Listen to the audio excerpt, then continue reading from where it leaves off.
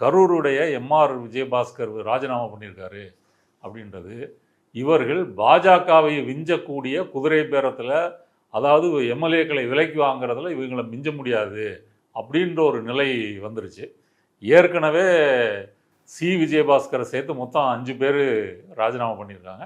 இவரை சேர்த்து 6, திருச்சி கிழக்கையும் சேர்த்திங்கன்னா 7, 107 114, அதில் ஜெயிக்கிறதா வச்சுக்குவோம். 7லையுமே தாவேகா ஜெயிக்கிறதா வச்சுக்கிட்டா 114 வந்துடும்.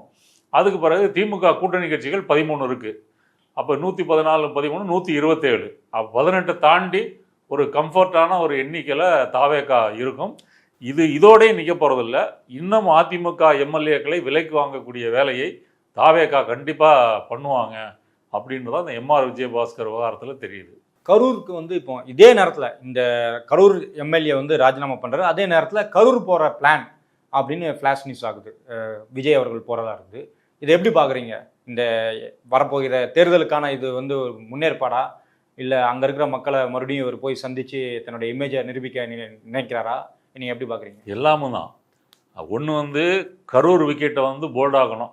அது மாதிரி எம்ஆர் விஜயபாஸ்கர் விக்கெட்டை அவுட் ஆகிட்டா மீண்டும் கரூரில் போட்டிட்டு தாவேகாவை ஜெயிக்கிற மாதிரி நிலைமை வந்தால் எங்களுக்கு தான் கரூர் மக்கள் சப்போர்ட்டாக இருக்கிறாங்க. 41 பேர் பலி என்பது திமுக செய்தது, அதனால தான் நாங்கள் ஜெயிச்சிருக்கிறோம், மக்களே எங்களை நம்பியிருக்கிறாங்க அப்படின்னு சொல்லலாம். அது சிபிஐ விசாரணை பார்த்தீங்கன்னா அது என்ன கட்டத்தில் இருக்குது ஒன்றுமே தெரியல. அவங்க சிபிஐக்கும் விஜய்க்கும் என்ன டீல் நடந்தது, பிஜேபி இதன் மூலமாக என்ன விஜயோட பேசியிருக்குது, விஜயோட அசால்ட்டாக இருக்கிறத பார்த்தா சிபிஐ மூலமாக அவங்களுக்கு எந்த பிரச்சனையும் வராது, நீங்கள் பாட்டுக்கு செய்கிறத செய்யுங்க அப்படின்ற மாதிரி அவங்க சொல்லியிருப்பாங்க போல இருக்குது. அதனால் எம்ஆர் விஜயபாஸ்கரை வீழ்த்தி விட்டு இவர் 2வது வாரம் கரூர் போகிறதா அறிவிச்சிருக்கிறாரு. நீங்கள் சொன்ன மாதிரி இந்த பழைய இமேஜ் டேமேஜ் ஆகிருக்கு. அதை சரி பண்ணுறதுக்காக இப்போ போய் அவங்களையெல்லாம் வீடுகளில் சந்திச்சோ இல்லை கல்யாணம் பண்ணுறதுக்கு வரவழைச்சோ. இப்போ இவர் ஆட்சி தானே இருக்குது. ஆமாம், திருச்சியிலேருந்தே போலீஸ் பேரிகோடோட பாதுகாப்பு போட்டுட்டு ரோடு நேராக போட்டுருவாங்க. ஆமாம், ரோட் ஷோவும் நடத்திட்டு கரூரில் போய் பார்த்துட்டு நான் ஆட்சிக்கு வருவதற்காக 41 பேர் பறி கொடுத்த கரூரை என்னால் மறக்க முடியாது அப்படி ஏதாவது ஒரு பஞ்சு டைலாக் பேசிட்டு அவர் வந்துடுவார்.